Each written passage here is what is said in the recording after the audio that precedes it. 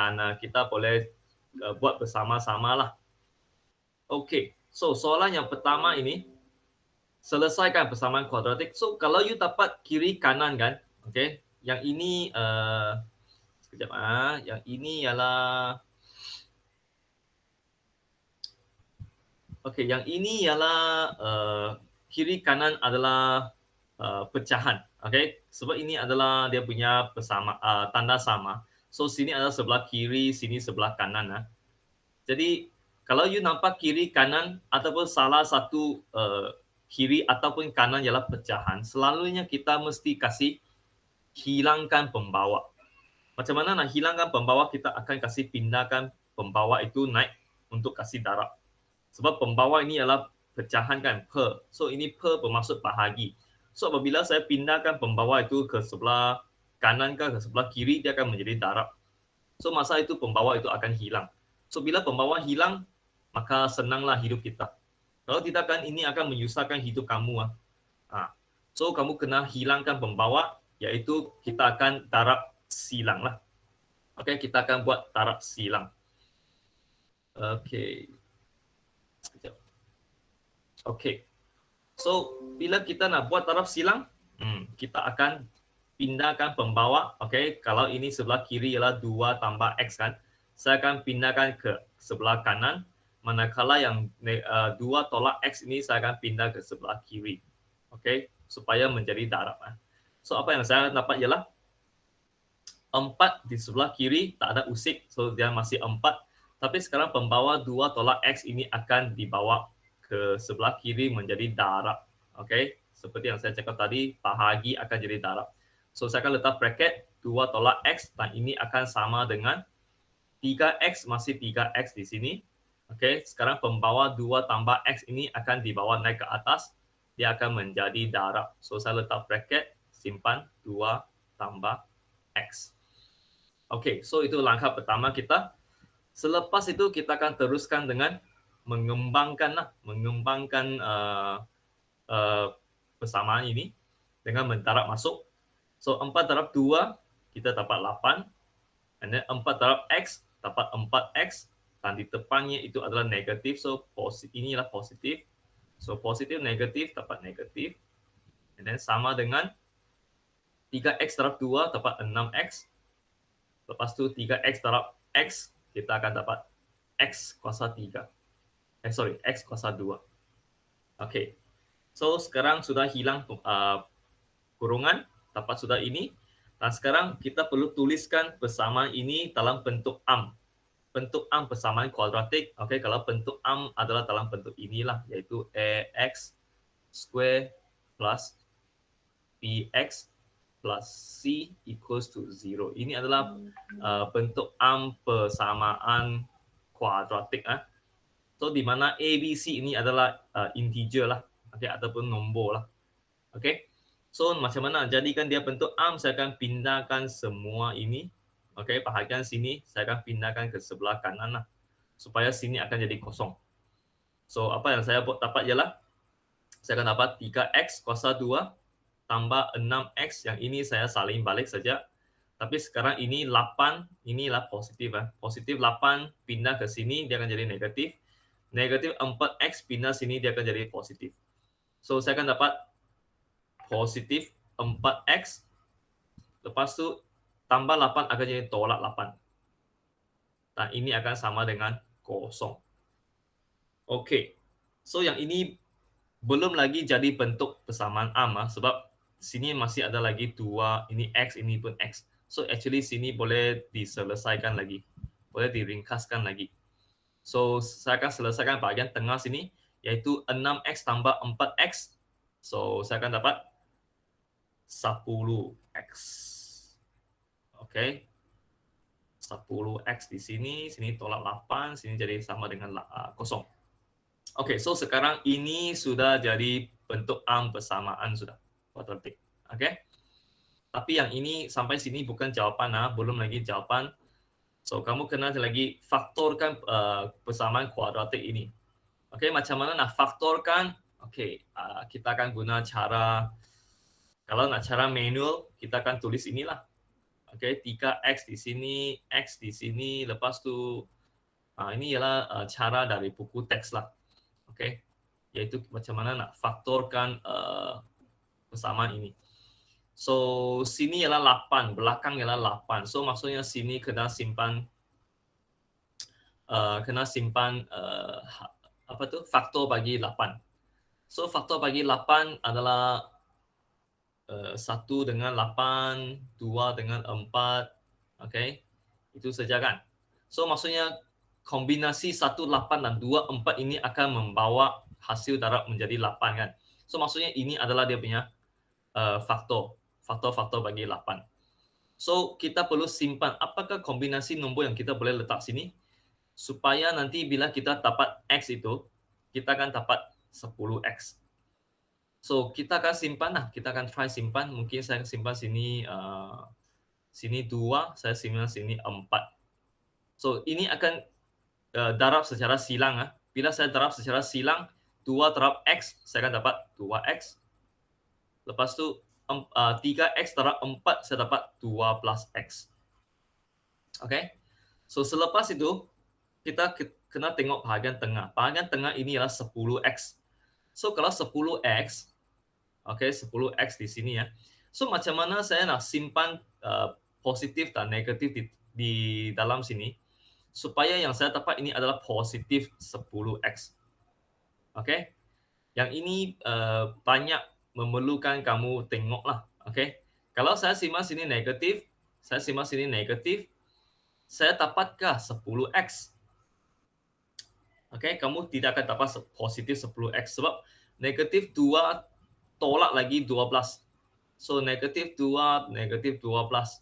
Hutang RM2, hutang lagi RM12, kamu sepatutnya masih hutang RM14. So, kamu dah dapat ini positif 10.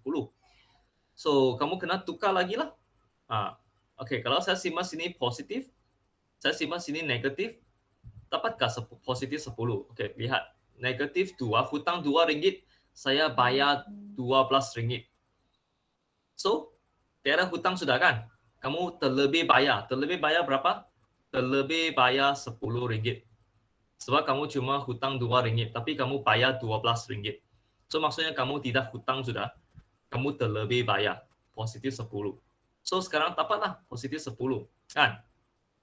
So, maksudnya simbol yang perlu saya simpan di sini adalah 2 mesti simpan negatif, 12 mesti simpan positif. Tadi saya cuba, kalau simpan 2 negatif kan, saya dah dapat positif 10. Tapi bila saya cuba ini negatif 2, ini positif 12, baru saya dapat positif 10. Maka maksudnya, kalau negatif 2, saya perlu simpan negatif di sinilah. And then kalau positif 12, saya akan simpan positif di sini. Because 12 datangnya daripada 4 darab 3. Dan 2 ini datangnya daripada 2 darab 1. So, that's why kalau ini negatif, ini simpan negatif. Kalau ini 12 adalah positif, sini boleh simpan positif lah. Nah, akhirnya dapatlah sudah jawapan. Iaitu, kalau saya nak faktorkan, saya akan dapat 2 bracket ini. Okay. Iaitu sekarang saya akan tulis semula di sini. Bracket ini pertama, 3X tolak 2. Bracket kedua ialah X tambah 4. Dan ini mesti sama dengan kosong. Okay. So, sampai sini belum siap lagi ya.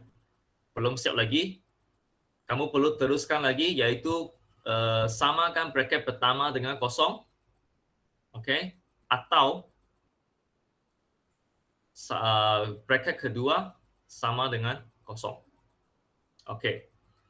Bila dapat 2 ini sama dengan kosong, okay. Teruskan, kamu akan selesaikan bahagian sini. Kalau nak cari X, okay.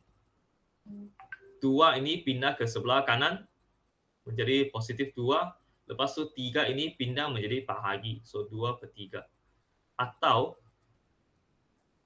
so ini positif 4 pindah ke sebelah kanan, dia akan jadi negatif 4. Okay. So, akhirnya dapatlah jawapan. Iaitu X sama dengan 2/3 atau X sama dengan negatif 4. So, itulah jalan kerja bagi soalan ini ya. Ataupun saya macam pernah ajar kamu juga menggunakan calculator. Okay, actually pemfaktoran ini boleh boleh kita gunakan kalkulator untuk dapatkan jawapan. Maksudnya kalau kamu tidak mahir melakukan langkah pemfaktoran seperti yang saya buat kan, kamu boleh gunakan kalkulator untuk dapatkan jawapan. So macam mana itu kamu boleh rujuk buku teks lah. Sebab kalau nak ulang-ulang itu kan banyak makan masa sudah. Okay, tapi kalau siapa nak perlukan saya ulang itu nanti boleh PM saya lah. Okay, so kita akan teruskan ke soalan kedua. Boleh? Boleh saya teruskan? Okay. Kalau ada soalan mau tanya kan, sila buka mic ataupun tulis di chat box lah. Okay, supaya saya tahu kamu ada soalan ataupun nak angkat tangan pun boleh. Okay. Okay, saya teruskan lah. Saya teruskan. Okay, ini soalan kedua. Ini ialah soalan bab set lah, set. Okay.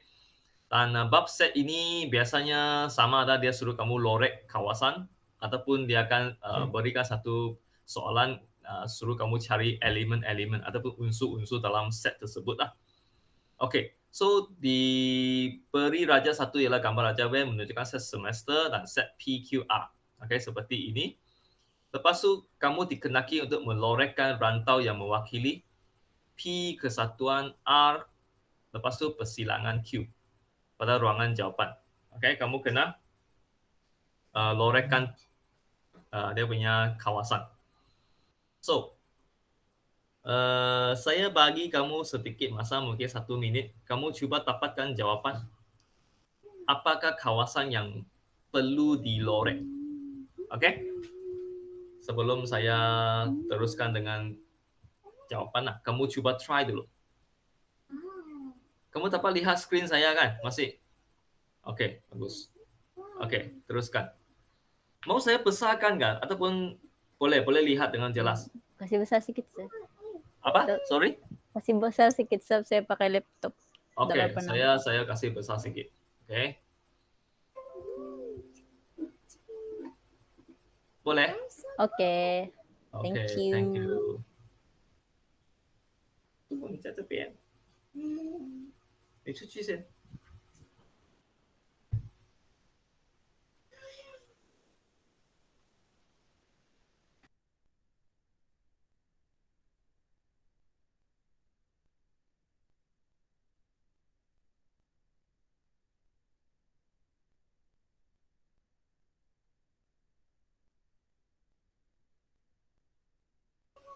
Kalau dapat jawapan sudah boleh respon lah, boleh angkat tangan kah, boleh chat box kah, boleh bersuara. Macam mana mau start ini ya, soalan ini? Macam ingat tak ingat, macam lupa sudah, macam kabur-kabur begitu. Kan? Sudah, okay. Adeline sudah. Oh, hebatnya Adeline. Adeline juga lah harap.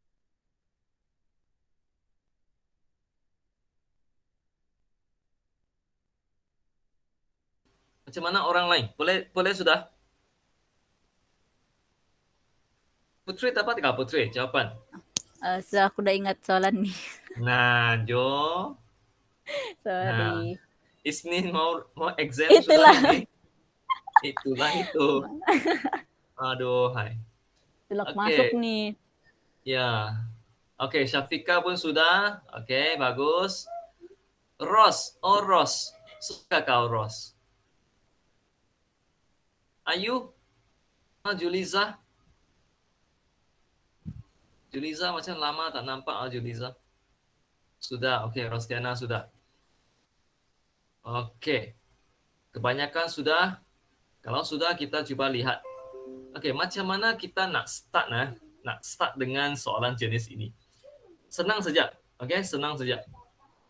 Mula-mula kan kita mesti namakan dulu setiap kawasan. Oke. Namakan setiap kawasan. So, oleh sebab soalan ini dia sudah tolong kamu letak nombor-nombor ini. So, kita tak payah letak sendirilah. Tapi kalau kamu nak letak nombor yang lain selain daripada ini pun boleh juga. Tak ada masalah. Oke. Ataupun kamu nak letak bukan letak nombor, letak huruf pun boleh juga. Okay, A ke B ke C ke pun boleh juga. Okey, tak ada masalah. Yang penting mesti labelkan setiap kawasan dengan satu nombor ataupun satu huruf. Okey.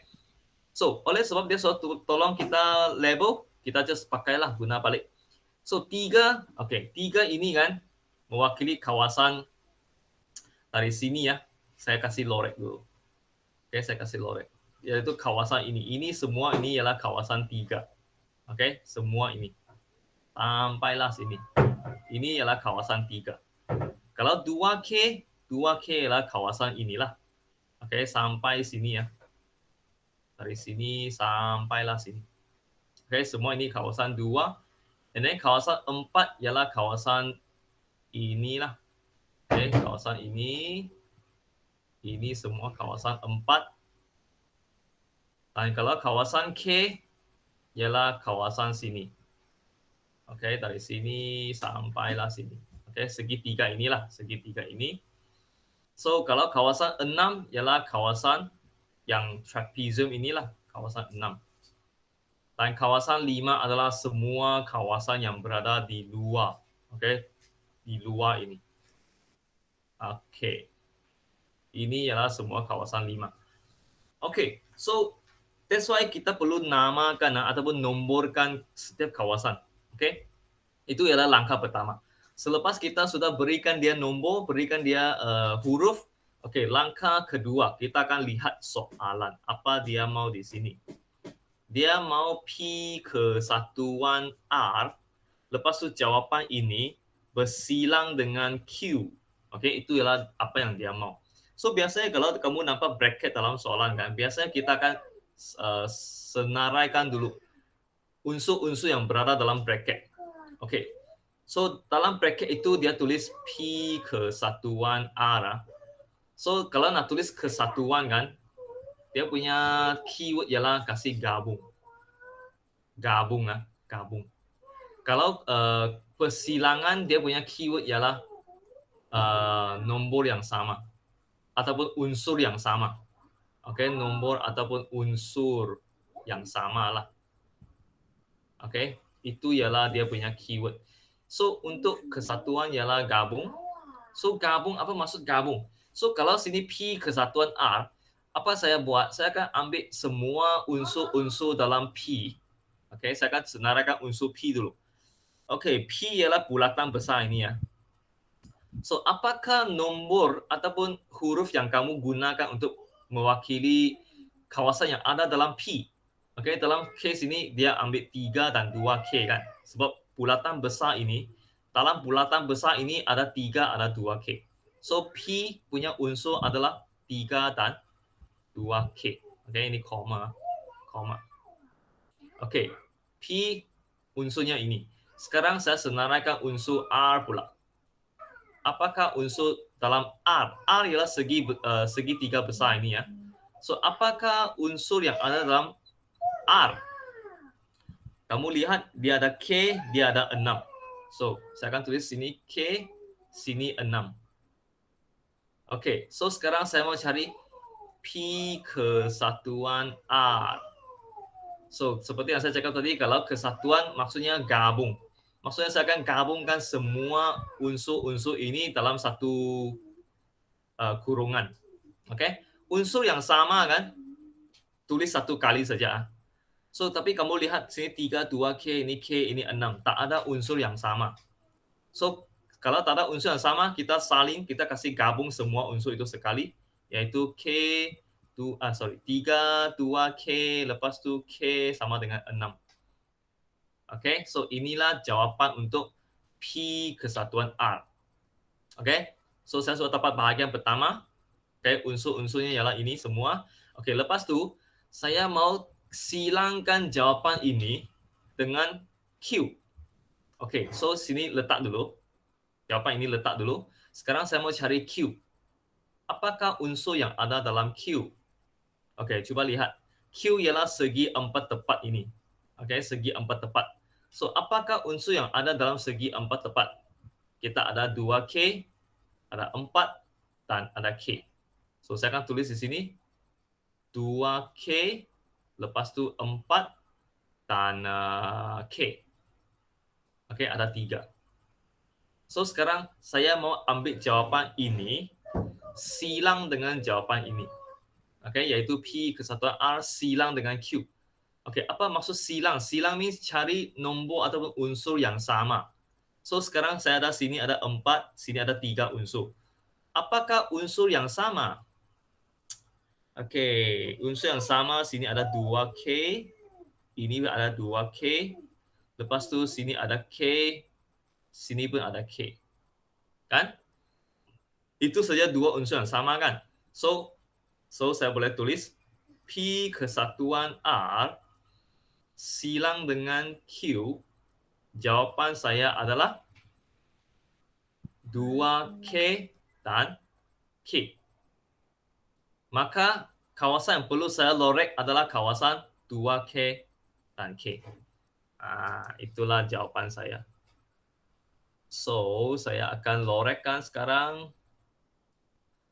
Okey, yaitu kawasan 2K. Kasih lorek bagus-bagus lah.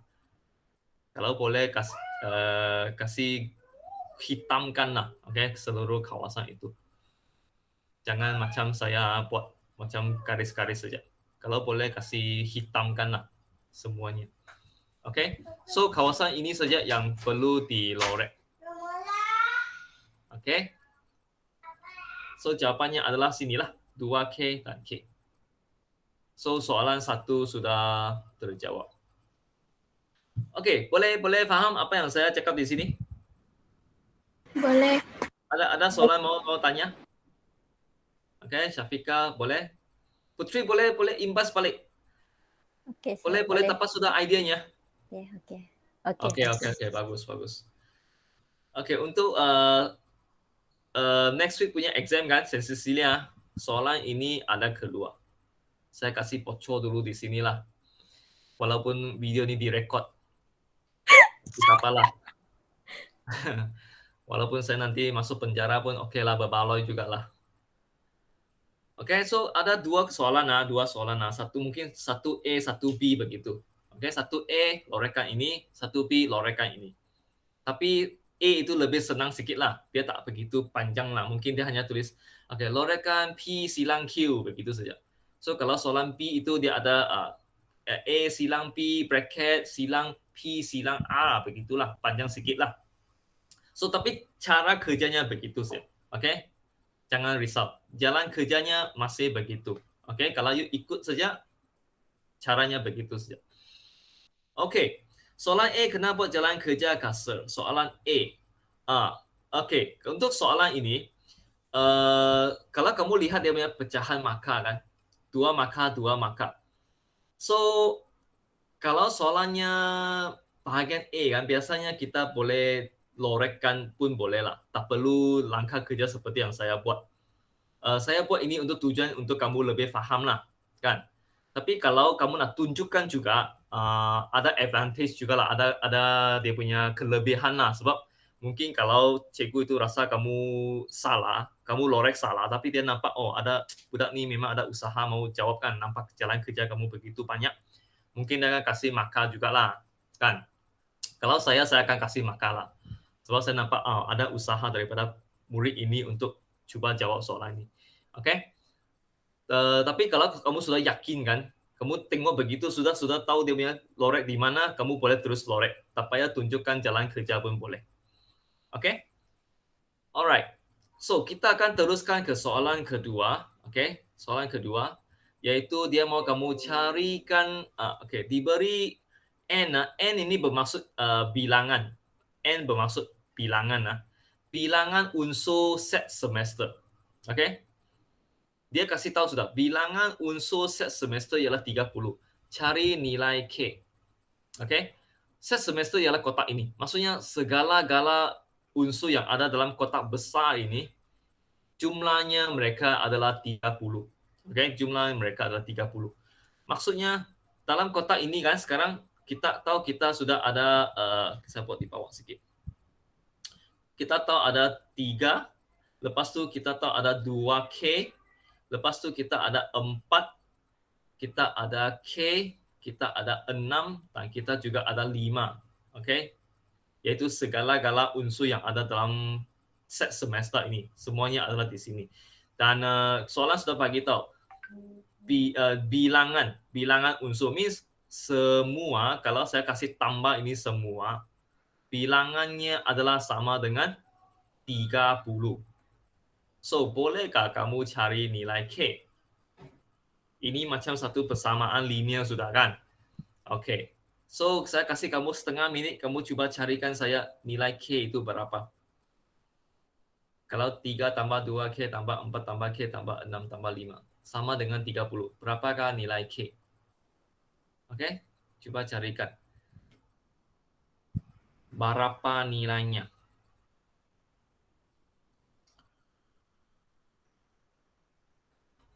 That's why kamu nampak makannya cuma 2 lah. Sebab dia senang sikit. Yang penting ada kalkulator lah masa exam ah. Mesti sediakan semua alat tulis, kalkulator. Lepas tu pastikan handphone kamu sentiasa ada bateri lah. Sebab nanti lepas habis exam kena ambil gambar lagi. Kan?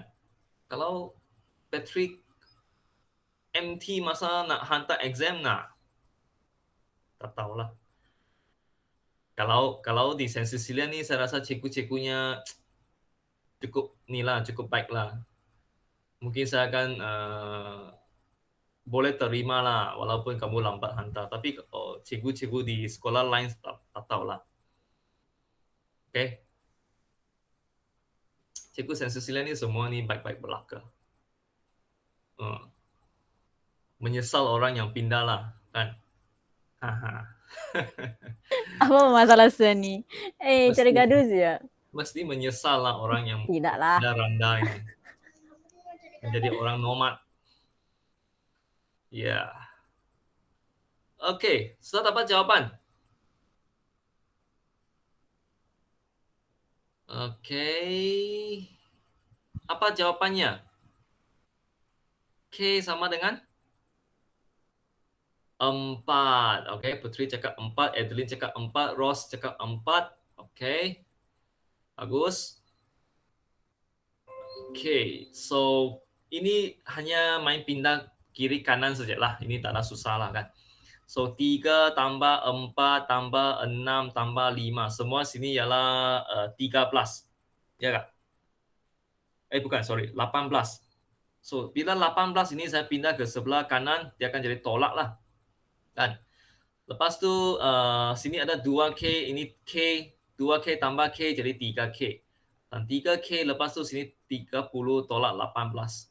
So sepatutnya sini ialah dapat 12 lah.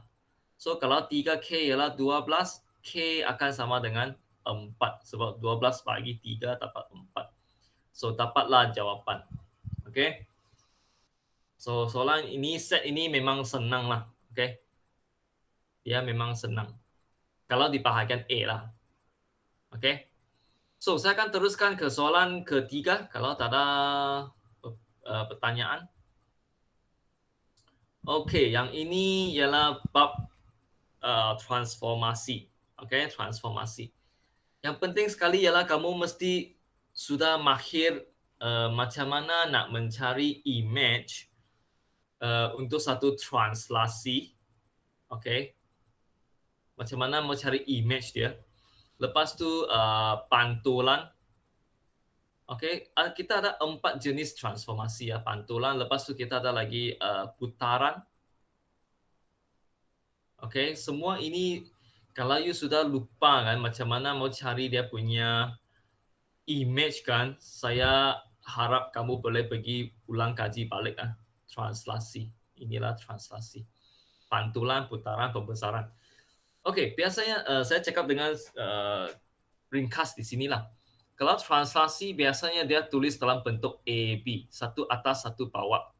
Di mana yang atas ini merujuk kepada penggerakan titik itu ke sebelah kanan ataupun ke sebelah kiri. Kalau negatif dia gerak kiri, kalau positif dia gerak kanan. Manakala bawah ini dia merujuk kepada sama ada titik itu bergerak atas atau bawah. Kalau bawah dia negatif, kalau bergerak atas dia positif. Dan kalau pantulan dia pasti akan kasih kamu satu paksi pantulan. Okey, dia mesti akan kasih kamu paksi pantulan. Dan kalau ini ialah you punya objek di sini, langkah pertama ialah kamu kena kirakan jarak, kalau ini titik A, kirakan jarak titik A ke paksi pantulan kamu. Sini berapa unit. Okey. So kalau nak cari dia punya image A, dari sini kamu akan gerakkan dia punya bilangan unit yang sama dengan ini. Okey, katakan ini dia bergerak 3 unit. So dari paksi pantulan ke image pun dia akan bergerak 3 unit. So selepas kamu kira okey sini 3 unit, maka titik inilah ialah dia punya image A, iaitu A prime. Okey, manakala putaran ini agak susah sikitlah mau terangkan di sini. Okey, sebab saya kalau boleh saya perlu tunjukkan dia punya cara untuk mendapatkan yang lebih lagi sudut putaran yang melibatkan 90 darjah. Okey. So, secara ringkasnya beginilah. Kalau sini adalah pusat putaran. Katakan B ialah pusat putaran. Dan saya ada satu titik A di sini. Okey, A. Saya mau cari image bagi A selepas saya putarkan pada pusat B 90 darjah lawan arah jam. So, macam mana mau jawab soalan ini? Okey. Okey, ulang soalan. Putar 90 darjah pada pusat B, okey, lawan arah jam. Biasanya kalau putaran dia mesti kasih 3 maklumat ini ya. Berapa sudutnya, pada pusat di mana, dan apakah arahnya. Okey, dia mesti kasih 3 benda ni. So, langkah pertama ialah apa kita buat? Kita akan sambungkan A ke titik B, iaitu A pergi ke pusat putaran. Guna pembaris, lukiskan satu garis lurus. Okey, seperti ini. Lepas tu kamu boleh pilih untuk gunakan pembaris ataupun gunakan protractor sebab kamu mau ukur 90 darjah kan. Tapi dia punya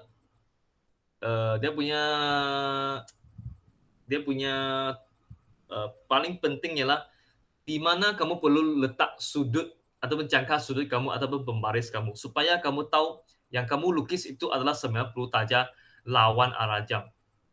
Okey, kita tahu kalau lawan arah jam kan dia mesti bergerak ke arah sini ya, lawan arah jam. Okey, sebab kalau ikut jam dia akan bergerak seperti ini, ikut jam. Tapi kalau lawan jam dia mesti terbaliklah, iaitu beginilah lawan arah jam.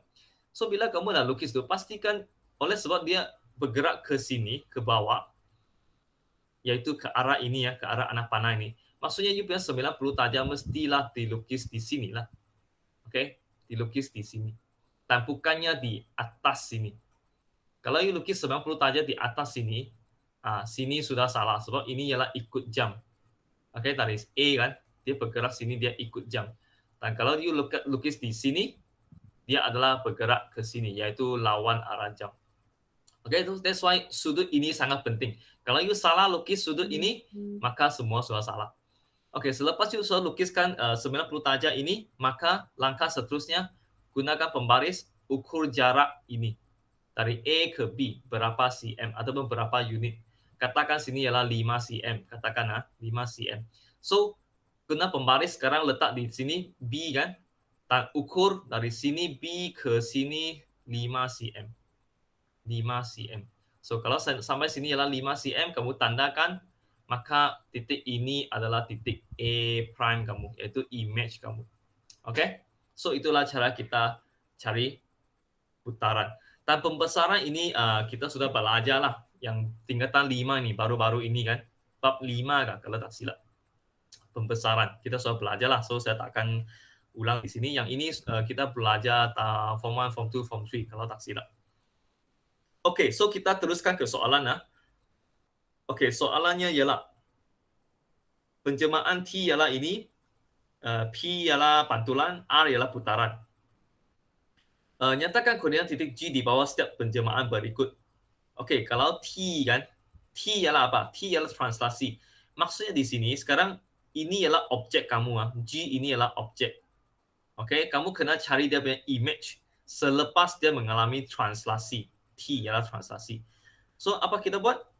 So translasi A, ini B ya. Seperti yang saya cakap tadi, atas A bawah B. So A ini bernilai negatif, nampak? Negatif 4. So bermaksud kita perlu bergerak ke kiri ke kanan kalau dia negatif. Kiri. Yes, dia akan bergerak ke kiri sebanyak 4 unit. So daripada sini gerak 1, 2, 3, 4. Okey, sampai sini. Lepas tu tengok B. B dia ialah 6.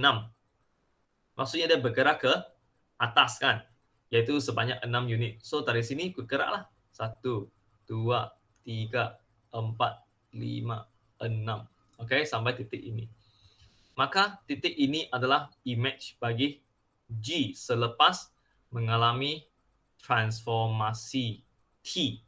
Okey. Dan apakah koordinat titik ini? Koordinat titik ini adalah berapa?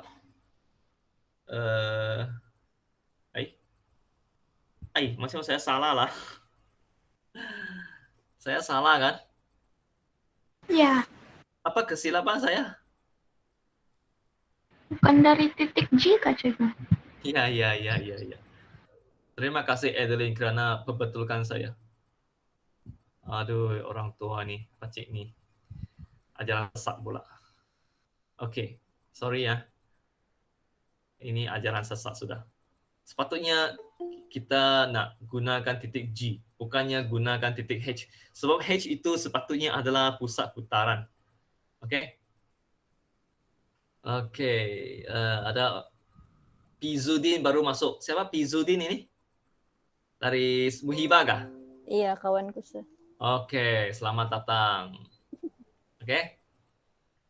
Okey, ulang balik. Okey, kita patutnya start daripada titik G ya, bukan titik H. Sebab H itu adalah putaran, pusat putaran bagi R. Okey, jadi saya silap sudah. So sepatutnya ini, okey, ulang suara sini mau bergerak 4 unit. 1, 2, 3, 4. Lepas tu dia naik 6 kan? Okay, 1, 2, 3, 4, 5 and 6. Okay, sini baru ngam. Jadi berapakah koordinat titik ini? Ini adalah negatif 2 dan sini ialah 9. Betul? Okay, so inilah jawapan untuk A lah. Okay, selesai. Okay, soalan B pula. B ialah satu putaran, okay, pada bukan putaran, pantulan pada paksi y equals to 6. Okay, yang penting sekali ialah kamu perlu tahu kalau garis y sama dengan sesuatu, katakan y sama dengan 5 ataupun garis lurus x sama dengan 3, macam mana kita mau lukis garis-garis ini? Okay, garis x sama dengan 3 ataupun garis y sama dengan 5, sepatutnya mereka adalah garis lurus yang melintang ataupun menegak. Dia tak akan condong. Dia tak akan condong seperti garis ini. Okey, itu ialah kalau dia condong kan, dia mesti dalam bentuk ini ya. Y equals to mx plus c. Dia mesti dalam bentuk ini. Dia tak akan sama dengan satu nombor. Kalau dia sama dengan satu nombor, bermaksud garis itu adalah garis yang lurus. Dan dia mesti adalah yang melintang ataupun yang menegak. Okey, macam mana kita tahu sama ada ini melintang ke, ini menegak? Macam mana kita nak tahu? Senang saja. Okey, kita lihat paksi. Okey, paksi X. Tengok ini paksi X kan? Dia adalah garis yang melintang, betul? Okey. So kalau paksi X ialah garis yang melintang, garis X sama dengan 3 ini mesti terbalik dengan paksi. Kalau paksi X melintang, X sama 3 adalah satu garis yang menegak. Okey? Dan dia mesti potong pada X sama dengan 3, iaitu di sini. X3 di sini kan. So, garis X sama dengan 3 adalah satu garis lurus yang memotong pada 3 di paksi X.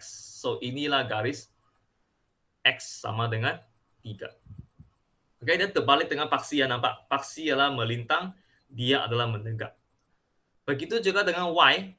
Kalau paksi Y ialah menegak, maka garis Y ini mesti adalah garis yang melintang.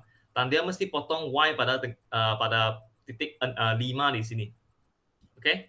Tapi untuk case ini Y sama dengan 6 kan. So di mana dia punya garis? Dia mesti adalah garis inilah, garis lurus. Okey, saya cuba sedaya upaya untuk lukis lurus lah. Okey. Dan ini adalah garis dia. Y sama dengan 6. Ingatlah, garis Y dan X ni mesti terbalik dengan paksi. Paksi Y ialah menegak, garis Y ialah melintang. Kalau paksi X melintang, garis X mesti menegak. Okey, so kita sudah tahu ini paksi pantulan. Sekarang G adalah di sini. Objek adalah di sini. Macam mana nak cari image? Seperti yang saya cakap tadi, kita mesti cari jarak. Jarak dari objek ke paksi pantulan mesti sama dengan jarak dari paksi pantulan ke image. So kita kiralah berapa unit dia. 1, 2, 3. Okay? Kalau objek pergi ke paksi, dia perlu 3 unit. So kalau dari paksi ke image, dia mesti pun 3 unit. So 1, 2, 3. Jadi inilah image bagi G di bawah transformasi P lah. Dan apakah dia punya koordinat? 2, 9. Betul tak? Ada silap lagi? Betul lah. Kalau salah tolong betulkan saya. Tapi saya rasa betul lah. Okey, kali ini saya yakin lah. Okey. Okey, so B sudah selesai. Sekarang kita jawab soalan paling last, iaitu C. Iaitu titik G. Okey, titik G ini mengalami transformasi R diikuti oleh transformasi T. Maksudnya dia akan diputarkan dulu 180 darjah pada pusat H. Lepas tu dia akan ditranslasikan. Okey, mengikut transformasi ini. Okey, so kita akan cuba buat. Okey. So macam mana nak buat ini? Senang saja. Kalau putaran 180 darjah itu lagi senang compare to 90 darjah. Okey. So langkah pertama apa kita buat? Kita akan sambungkan objek ini ke pusat putaran. Okey, seperti yang saya buat tadi ya, saya tunjukkan tadi, sambungkan A ke B kan. So begitu juga G sekarang lukis garis lurus guna pembaris, sambungkan dia pergi ke pusat putaran. Okey, pusat putaran. Nah, oleh sebab dia 180 darjah, maka saya akan panjangkan garis ini. Sebab saya tahu kalau panjang ini, saya kasih panjangkan garis lurus ini, sudut di sini mesti adalah 180 darjah. Okey, sebab dia garis lurus 180 darjah. So saya akan panjangkan dia. Lepas tu, saya akan cari jarak di antara objek dengan pusat putaran. Guna pembaris ukur. Cuba ukur berapa cm di antara G sampai H. Katakan di sini adalah 2 cm. Maka sekarang dari titik H ini, kamu ukur gunakan garis lurus yang dipanjangkan tadi, ukur 2 cm dari titik H. So bila you ukur, you dapati, oh, okay, sini adalah dia punya 2 cm. Jadi ini adalah titik G prime, iaitu image bagi objek ini selepas dia diputarkan 180 darjah. Okay? Tapi ini belum siap sebab kita mau buat lagi satu lagi transformasi iaitu T ya. Iaitu T dengan translasi negatif 4, 6. So seperti soalan tadi, soalan A tadi kan, kita akan gerakkan 4 unit ke kiri. 1, 2, 3, 4. Lepas tu kita akan kasih naik 6 unit. So 1, 2, 3, 4, 5, 6 sampai ujung sekali. Jadi inilah dia titik G, iaitu image kedua lah. Tadi ini adalah image pertama, sekarang ini image kedua bagi G. Dan apakah dia punya koordinat? Ini adalah 0, 13. 0, 13. Okey, maka dengan ini selesai sudah soalan ini. Okey, ada soalan mau tanya? Daripada peserta-peserta, daripada murid-murid yang dikasihi sekalian, ada tak? Ada soalan mau tanya? Boleh fahamlah macam mana mau buat Okey, yang penting sekali kalau you soal lupa kan, benda-benda ini kena pergi rujuk balik lah. Macam mana cari image bagi setiap satu jenis transformasi ya. Mungkin kalau kamu lama tak buat kan, mungkin kamu akan lupa sudah. Macam mana nak cari translasi? Itu A, itu atas bawah itu apa maksudnya? Kamu kena tahulah. Kalau pantulan macam mana, kalau putaran macam mana, semua itu pun kena pergi ulang kaji. Tapi kalau pada saat ini kamu masih tak tahu kan, next week ada masalah besar sudahlah itu. Okay? So, kalau tak ada soalan, saya boleh teruskan? Cikgu, Yes? yang itu perlu lukis di graf lagi kah? Tak perlu. Soalan ini tak perlu lukis di graf. Kamu boleh terus, oleh sebab exam minggu depan ini ialah julung-julung kali diadakan kan. Sebab selama ini kami exam di sekolah kan. Tapi untuk kali ini kita exam di rumah. Dan exam paper itu pun semua ialah soft copy kan. Okay? So, caranya ialah macam mana? Cara yang paling baik, kalau you ada printer lah, kamu boleh kasih print out dan buat di atas kertas tersebut. Okay, itu cara yang paling selamat lah. Ataupun, kalau you tak ada printer, you cuba macam mana? You cuba lukiskan semula graf itu berdasarkan dia punya skala. Kalau you lihat kan, dia punya skala kan, satu kotak satu, mewakili satu kan.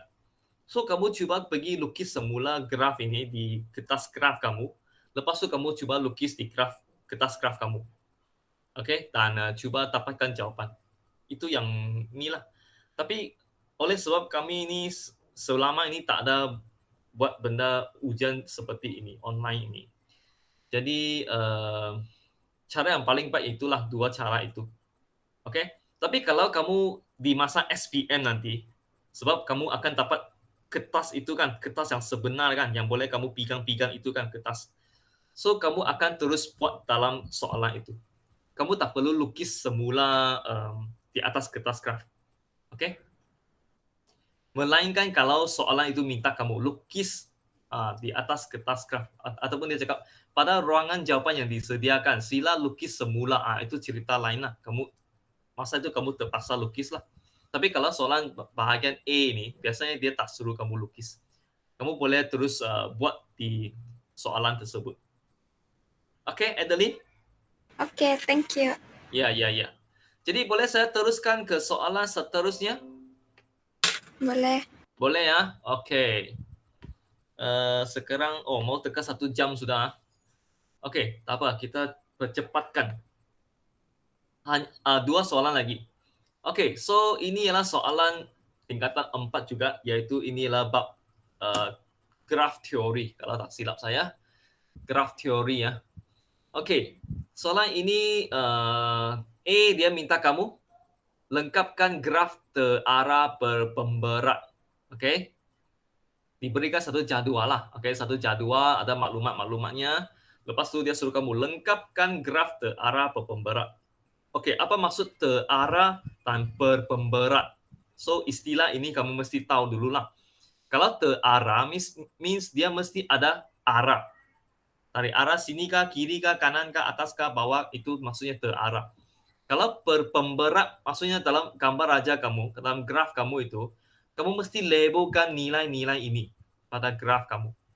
Okey? Sebab dia berpemberat, maksudnya ada dia punya unit di sana. Sama ada km kah, ataupun masa berapa minit kah, berapa jam kah, dia akan kasih lah. Tapi kamu kena labelkan unit-unit ini di dalam graf kamu lah.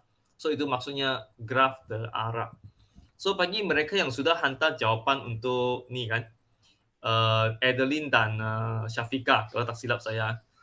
mungkin kamu ada tertinggal dia punya anak panah. Okay, kamu tak lukis dia punya anak panah. Sebab mungkin kamu rasa, jawapan di sini pun tak ada lukis, kenapa saya mau lukis anak panah?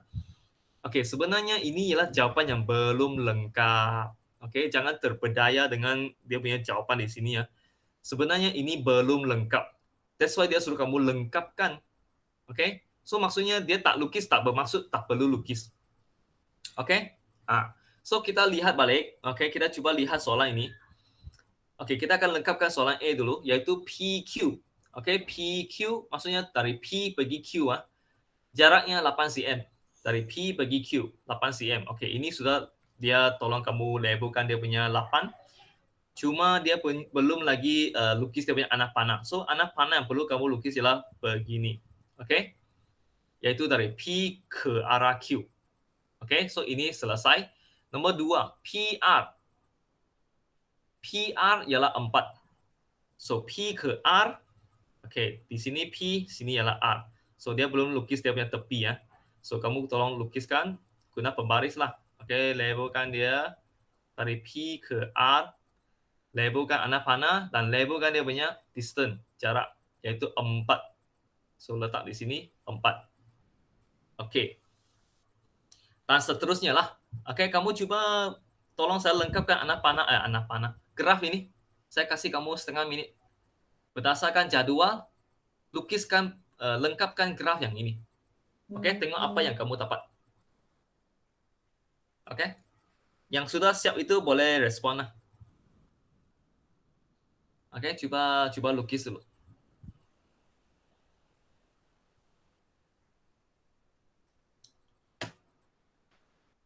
Siapa sudah selesai boleh respon.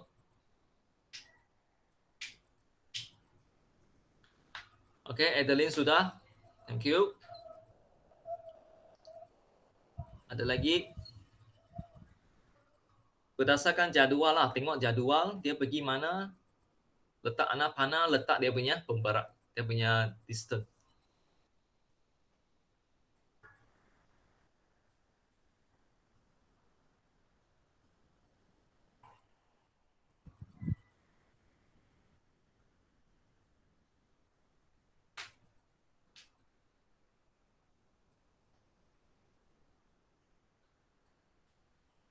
Sudah, Ros? Sudah, Syafika?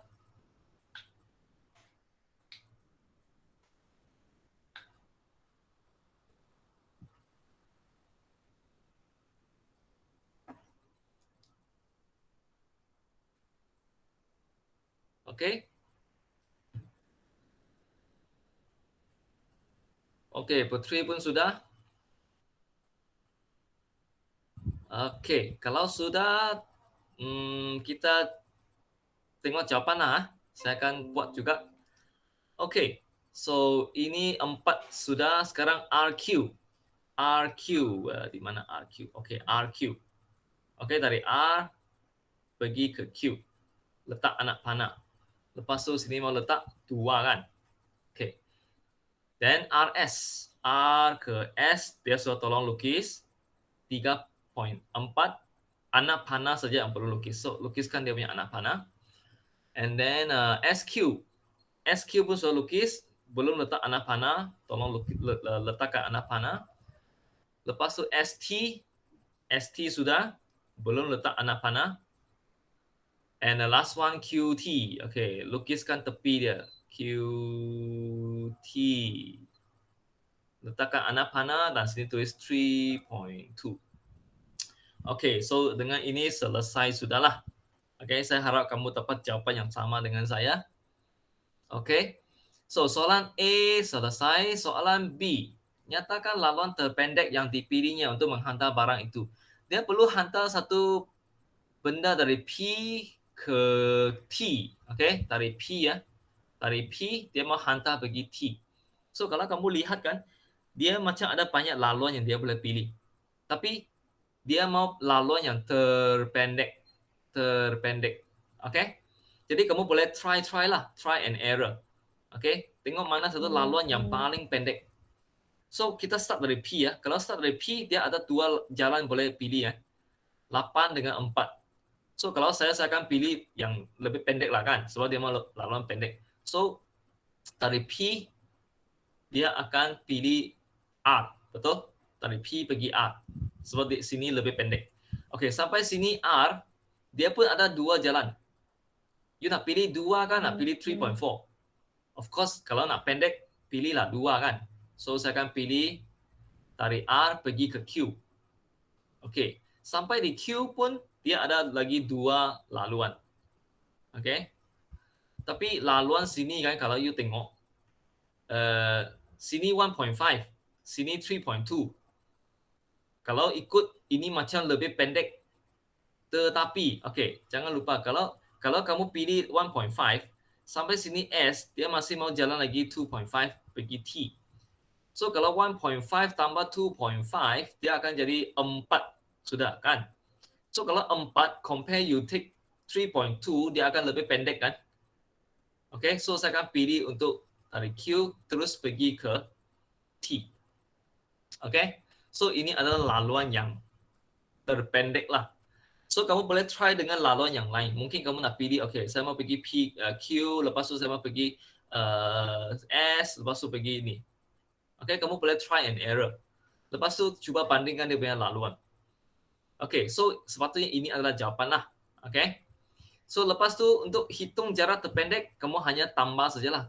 So kalau dari P ke R ialah 4 km.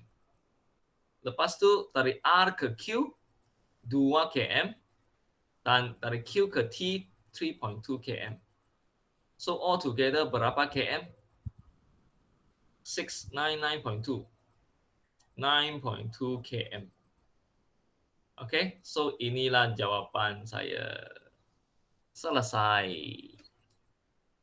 Okay, so saya harap soalan ni you boleh faham. Okay. Ada soalan mau tanya? Cikgu, Yes. kalau yang P anak panah R itu kalau ditulis koma P, Tulis koma koma. R, bolehkah? Maksudnya kamu tulis P, R, Ya. Q, T begitu? Ya. Kalau begitu,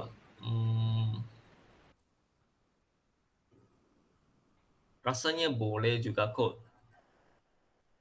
Boleh juga lah. Okay? Oke. Tak ada masalah. Tapi kamu cuba lihat buku teks. Saya rasa buku teks dia gunakan anak panah. Okay, kamu tabu cek dengan buku teks lah. Oke. Kalau pelajar tulis koma, saya terima jugalah. Okay? Sebab ni saya ni baik hati jugalah orang cakap kan. Cikgu yang baik hati konon. Okay. Apalah. Okay, so kita teruskan soalan terakhir sebelum kita bersurai. So, soalan terakhir. Okay, soalan ini ialah soalan graf gerakan. Okay, graf gerakan. Okay, so sekejap ada orang nak join pada masa ini. Sharifah, oh welcome Sharifah. Orang sudah soalan last baru you nak join. Hebatnya. Okay, tak apalah. Lambat lagi bagus daripada tidak datang kan, tidak hadir. At least ada satu input lah untuk soalan terakhir ini kan. Okay, tak apa. Kita teruskan ke soalan terakhir. So, Raja 7 menunjukkan graf laju masa bagi pergerakan satu zarah dalam tempoh 17 saat. Okay, so ini dia punya graf. Hitungkan kadar perubahan laju dalam meter per saat kuasa 2 zarah itu bagi 4 saat pertama. Okay, kadar perubahan laju dengan erti kata lain, dia mau kamu cari dia punya pecutan lah. Okay, so pecutan actually sama dengan maksudnya dengan kadar perubahan laju. Dan formula untuk pecutan adalah laju bahagi dengan masa. Okay, ini dia punya formula bagi pecutan. So, untuk cari pecutan 4 saat pertama means untuk bahagian sini sampai bahagian sini. Sebab you nampak graf ini semakin menaik kan. So, it means dia mengalami pecutan. So, macam mana cari pecutan? So, ambil H laju awal, H laju akhir, tolak H laju awal. Lepas tu bahagi dengan masa. Okey, itu ialah dia punya formula lah. Jadi H laju akhir selepas 4 saat ialah 25. So, sini ialah 25. So, saya akan ambil 25, lepas tu saya akan tolak dengan H laju awal. Awal-awal lagi pada 0 saat, dia sudah ada 9 meter per saat kuasa 2. Lepas tu bahagi dengan masa. Masa diambil ialah 4 saat. So, itu sajalah. Okey, tak ada susah di sini. Guna kalkulator, tolak dan bahagi, kamu sepatutnya dapat 4. Betul tak? 4 meter per saat kuasa 2. Okey, so ini adalah jawapan untuk soalan A. Okey, selesai. Alright, untuk soalan B. Okey, untuk soalan B, Adeline atau Syafiqah, saya rasa ada di antara kamu yang salah sebab kamu cari jarak dan kamu ambil luas seluruh pergerakan ini. Okey? Kalau tak silap saya Adeline kah? Ataupun Ya, Syafiqah? saya. Okey, Adeline. Okey, kenapa kamu salah? Sebab kamu lupa untuk pertimbangkan yang ini, 10 saat yang terakhir. Okey? So, kita cuba baca soalan. Hitungkan nilai V jika jarak yang dilalui dalam tempoh 10 saat yang terakhir ialah 205 meter. So, 10 saat yang terakhir merujuk kepada bahagian sini ya. Okey, 10 saat yang terakhir. Sebab sini 17 saat, sini 7 saat. Maksudnya sini adalah tempoh masanya 10 saat. So, maksudnya kawasan ini yang dia maksudkan. Okey, iaitu 10 saat yang terakhir. So, kawasan ini, dia cakap jarak yang dilalui dalam kawasan ini adalah 205. Okey. So, untuk satu graf laju masa kan, ini ialah graf laju masa. So, kalau untuk graf laju masa, jarak yang dilalui adalah luas bersama dengan luas di bawah graf. So, kalau kamu dapat cari luas ini, maksudnya itu adalah bersama dengan jarak yang dilalui oleh zara tersebut. Dan kalau kamu lihat kawasan yang saya lorek ini, apakah bentuk yang saya lorek ini ya? Dia merupakan satu trapezium. Okey, dia merupakan satu trapezium. Dan luas, okey, bagi satu trapezium dia punya formula adalah 1/2 A tambah B lepas tu darab dengan tinggi. Okey. So, di mana A dan B adalah dua garis yang selari lah, iaitu ini dan ini. So, ini adalah garis yang selari, iaitu ini adalah A kamu, ini adalah B kamu, dan 10 ini sepatutnya adalah T kamu, tingginya. Okey, tinggi trapezium tersebut. So, berapakah nilai A ini? Berapa panjang garis ini? So, kalau kamu lihat di paksi Y ini adalah V ya. So, maksudnya A kamu adalah V. Dan berapakah nilai B kamu? Okey, B kamu adalah, kalau kamu lihat di sini, dia adalah 25. Maksudnya panjang garis ini adalah 25. So, sekarang saya gantikan semua nilai ini dalam formula. 1/2 A adalah V, kamu tak tahu, kamu mau cari itu nilai V. Lepas tu tambah dengan B. B adalah 25. Okey, B adalah 25. Darab dengan T. T adalah tinggi kamu iaitu 10. Dan luas ini bersamaan dengan jarak yang dilalui. Jarak yang dilalui sudah diberitahu iaitu 205. Okey. Maka kamu akan kasih darab dan pindah semua itulah.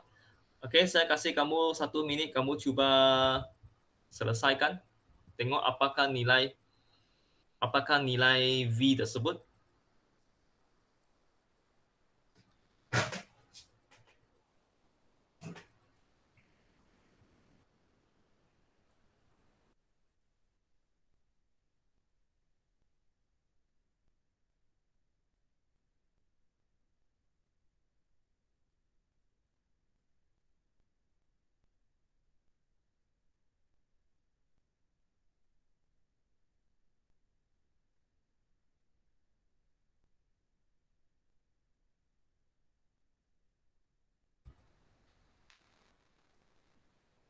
Selamat datang Fanny.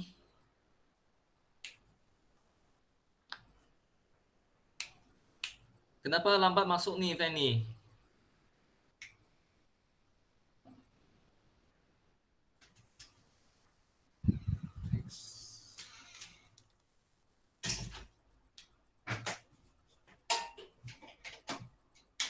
Iya.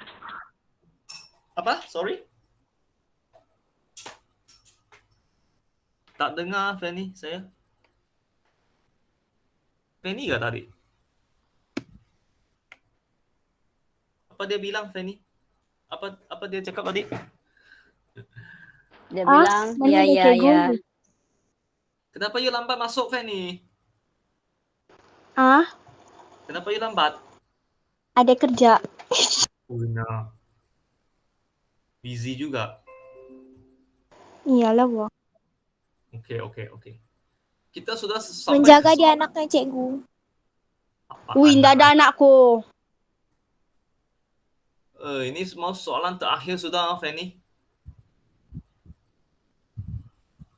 Oke. Jadi apakah dia punya nilai V ya? Siapa dapat jawaban nilai V? Ada orang dapatkah? Oke, Syafika V ialah 16, Rostiana 16. Hebatnya. Oke. Nanti kita tengok betul kat jawapan 16. Ada orang lain dapat jawapan 16 ataupun ada jawapan lain?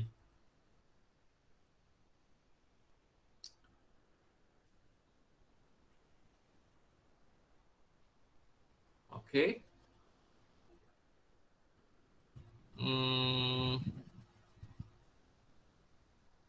Pizudin lah. Kita mau dengar suara Pizudin pula. Pizudin, kau dapat berapa jawapan?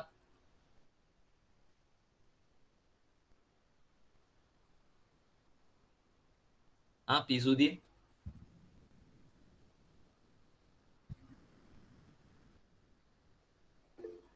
16. Oke. Oh, malu dia bersuara. Gara-gara semua sini perempuan. Saya dan Pizudin cuma 2 jejaka di sini saja. Apalah Pizudin. Saya sokong kamu. Oke, 16 Kita coba lihat jawaban. Oke, so kalau saya selesaikan, saya akan pemudahkan, sebab ini darab kan, so saya boleh pemudahkan 2 dengan 5, sini dapat 2 dengan 5. 2 dengan 10, sini dapat 5 kan. So, saya akan teruskan ini 5 bracket V tambah 25 sama dengan 205. Oke, so lepas tu kita kasih kembangkan lah kan. Kita kasih kembangkan, so dapat 5V tambah dengan 25 tarap 5, saya dapat 125 sama dengan 205. And then 5V, so ini kasih pindah ke sebelah kanan, jadi tolak. So tolak 125. So 5V ini akan sama dengan 80. And finally V equals to 80 divided by 5 and V equals to 16. Okay? Sorry, ini tak ada S lah. Sebab ini adalah nanti. Oh, ada, sorry. Sebab ini adalah laju. Jadi dia ada unit meter per saat. Okay, ini adalah 16. Okay, ini tak ada. So jawapannya adalah 16 meter per saat. Okay, so kalau kamu dapat buat ini, saya ucapkan tahniah. Okay, kerana kamu sudah mahir. Sebenarnya bab yang ini agak senang jugalah. Okay. Kak, kamu mau salin lagi itu? Saya sudah stop sharing. Ada orang masih mau salin nggak yang tadi itu? Jalan kerja itu. Kalau mau saya boleh share balik. Ada? Tak ada.